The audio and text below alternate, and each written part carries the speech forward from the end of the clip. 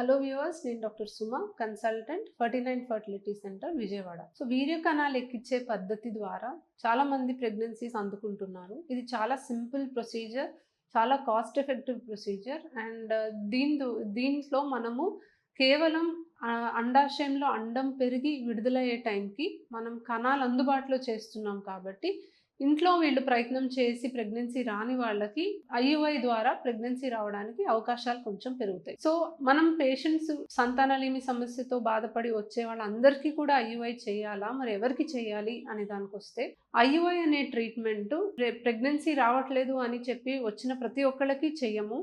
ఖచ్చితంగా దానికి ఒక సెలెక్షన్ క్రైటీరియా అనేది ఉంటుంది. సో ముఖ్యంగా ఐయుఐ చేయాలి అంటే పేషెంట్ని మేము ఎలా సెలెక్ట్ చేస్తాము అంటే, వయసులో కొంచెం యంగ్గా ఉన్నవాళ్ళు, పెళ్ళై మరీ ఎక్కువ కాలం అవ్వని వాళ్ళు, కణాల పరీక్ష చేసినప్పుడు కనీసం కౌంటెంట్ కదిలే కణాలు సంఖ్య ఉన్నవాళ్ళు, అండ్ ఖచ్చితంగా ఆడవాళ్ళలో 2 ట్యూబ్స్ లేదా కనీసం ఒక ట్యూబ్ అన్న ఓపెన్ ఉన్న వాళ్ళకి మాత్రమే మనం ఐయుఐ చేయగలం. సో ఐయుఐ చేయడానికి మగవాళ్ళలో ఎంత కౌంట్ ఉండాలి? సో నార్మల్గా మనకి కౌంట్ ఒక్కటే ఇంపార్టెంట్ కాదు, కదిలే కణాల సంఖ్య కూడా ఇంపార్టెంట్. ఎందుకంటే మనకి 20, 30, 40 మిలియన్ కణాలు ఉన్నా దాంట్లో కొన్ని కణాలే 5% కదులుతున్నాయి అనుకోండి, మనకు పెద్దగా ఉపయోగం ఉండదు. సో ఒక శాంపుల్లో కౌంట్ ఒకటే కాదు, కదిలే కణాలు కూడా మనం చూసుకోవాలి. ఒక పర్టికులర్ శాంపుల్లో కనీసం 5 నుంచి 10 మిలియన్లు కదిలే కణాలు ఉంటే ఆ శాంపుల్ మనకు ఐయుఐ సూటబుల్ అనమాట. తక్కువ ఉంటే ఐయుఐ చేయకూడదా అంటే చేయకూడదు అనేం లేదు, బట్ అవకాశం తగ్గిపోతా వస్తుంది. ఇప్పుడు న్యాచురల్గా ఇంట్లో ట్రై చేస్తే ఎంత అవకాశం ఉంటుందో అంతే అవకాశం ఐయుఐకి ఉన్నప్పుడు ఐయుఐ చేసి కూడా ఉపయోగం ఉండదు.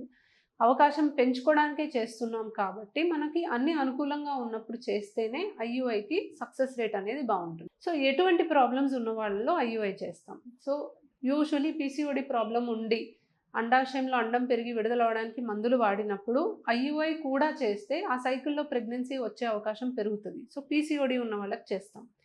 రెండోది, ఆ మగవాళ్ళల్లో కౌంట్ కొంచెం తక్కువ ఉన్నా, కదిలే కణాలు కొద్దిగా తక్కువ ఉన్నా వాళ్ళకి ఐయుఐ చేయడం వల్ల కణాలు ఎక్కువ అందుబాటులో ఉంటాయి కాబట్టి వీళ్ళకి ఐయుఐ చేస్తాం. మూడోది, ఎండోమెట్రియోసిస్ అనే కండిషన్. మనకి స్టేజ్ 1, స్టేజ్ 2 ఇనీషియల్ స్టేజెస్లో ఉన్నప్పుడు ట్యూబ్స్ ఓపెన్ ఉండి ఎగ్స్ రిలీజ్ అవుతున్నాయి అనుకున్నప్పుడు మనం ఐయుఐ చేస్తాం.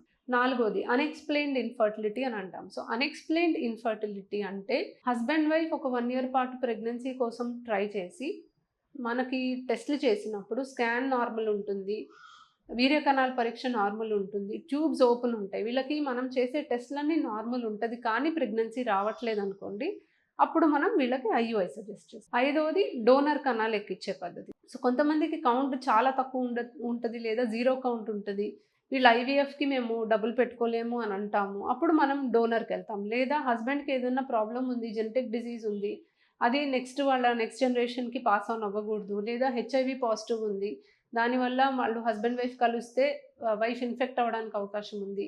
సో అలాంటి కారణాల వల్ల కూడా మనం డోనర్ ద్వారా ఐయుఐ చేయడానికి అవకాశం ఉంది. సో ఇలాంటి కొన్ని సింపుల్ రీజన్స్ ఉన్న వాళ్ళకి మనం ఐయుఐ చేస్తాము. కాకపోతే మరీ ఎక్కువ ఏజ్ ఉన్న వాళ్ళల్లో, పెళ్ళై మరీ ఎక్కువ కాలం అయిన వాళ్ళలో ఐయుఐ సక్సెస్ రేట్ చాలా తక్కువ ఉంటుంది కాబట్టి వీళ్ళకి టెక్నికలీ ఐవీఎఫ్ఏ బెటర్ ఆప్షన్. సో ఐయుఐ ఎవరికి చేయాలి అనేది గమనించుకొని కరెక్ట్గా పేషెంట్స్ని సెలెక్ట్ చేసుకొని చేస్తే సక్సెస్ రేట్ బాగానే ఉంటుంది. బట్ అదే మనం కరెక్ట్గా పేషెంట్స్ని సెలెక్ట్ చేయకుండా ఐయుఐ చేస్తే డెఫినెట్లీ మనకి అంత సక్సెస్ రేట్ అనేది రాదు. సో ఐయుఐ అనే ప్రాసెస్ చాలా సింపుల్ టెక్నిక్ అండి. ఎగ్ పెరిగి రిలీజ్ అయ్యే టైంకి ఆఫీస్ ప్రొసీజరే. కణాలు తీసుకుంటాం, ప్రాసెసింగ్ చేస్తాము, కదిలే కణాలు సెపరేట్ చేసి గర్భసంచిలోకి ఎక్కించేస్తాము. ఎక్కించాక ఒక 10 మినిట్స్ లేడీ పడుకుని వెంటనే లేచి వెళ్ళిపోవచ్చు. నో రెస్ట్రిక్షన్స్, తన పని తను చేసుకోవచ్చు, అన్నీ తినొచ్చు, ఎక్సర్సైజ్ చేయొచ్చు, నార్మల్ లైఫ్ స్టైల్ లీడ్ చేయొచ్చు. చేసిన 15 డేస్కి ప్రెగ్నెన్సీ వచ్చిందా లేదా అనేది తెలుస్తుంది. కాకపోతే కరెక్ట్ కపుల్స్ని సెలెక్ట్ చేసుకొని చేయాలి, అప్పుడే మనకి సక్సెస్ రేట్ అనేది బాగుంటుంది. Thank you.